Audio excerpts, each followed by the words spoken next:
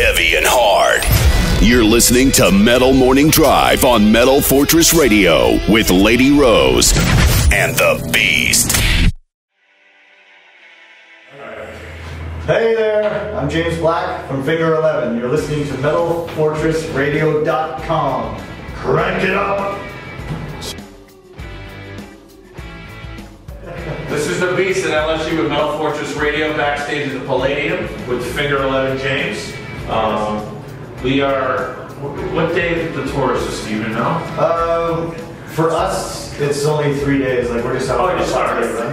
Oh, okay. We go home and then we're doing a cross Canada run. So this is like, I guess the tail end of about a month and a half of US stuff for us. But the new year, we're going to be back here kind of like full force. Is that going to be your own tour? I don't know. We're trying to find some tours to get on, like opening, like 3 Days Grace, but it's all just kind of up in the works right now. Like we're gonna go back to Canada, and we haven't toured across there for a while, so that's your hometown, right? Yeah, that's where we're from. So nice.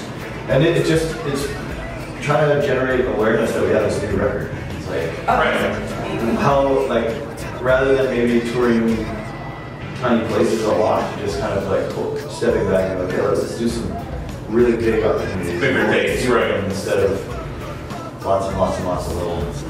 The guys in 3 days, they're going to Canada. Are you doing dates with them? Yes. No, like in Canada, we have a bit of a different scenario where we're much more popular in Canada than we are down here. So we're playing probably not as big as shows as they're doing, but up there. So together, we don't need to go on tour together up there.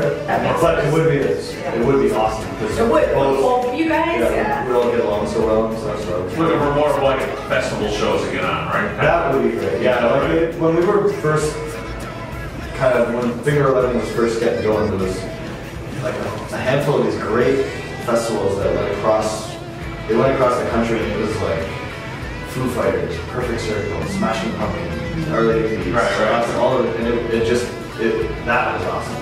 That was like, that's what you want. You want to go on tour, and the other bands are the ones that you really want to watch. Yeah, right. That's cool. That doesn't really happen, but that's kind of the dream come true. But yeah, so the plan is to just play, do as many shows as possible, and let everyone know that we're just 5 people. So I was just going to say, so you're promoting 5 Crooked Lives. What's your favorite part of that album? Favorite track? Well, the sound of it is my favorite. Like it sounds like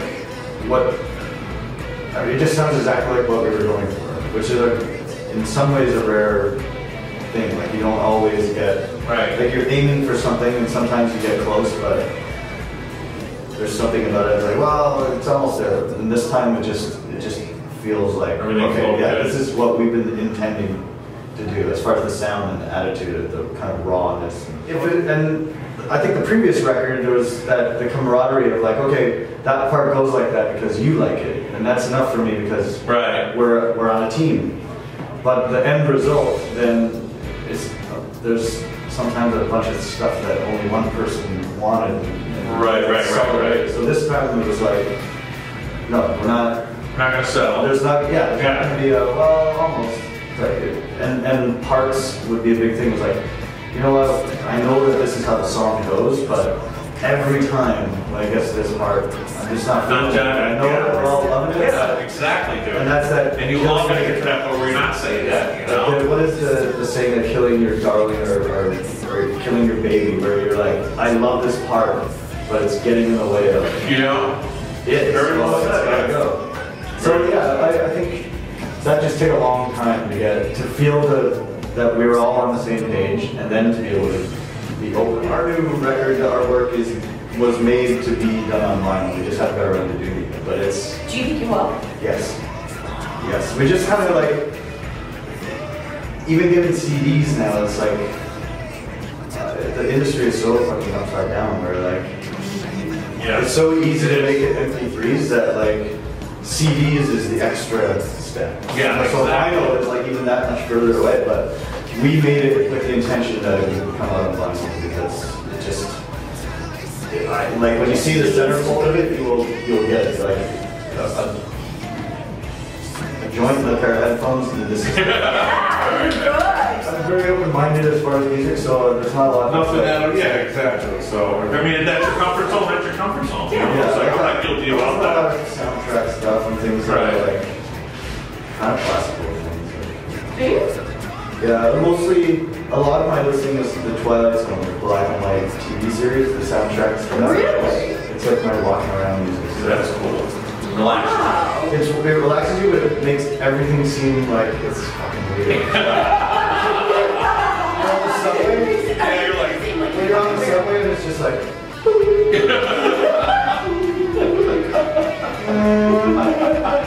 And the subway door opens, you're like, I don't know where this person is. Could be the perfect ride. Oh my god. So we placed the challenge to 3 Days Grace. Okay.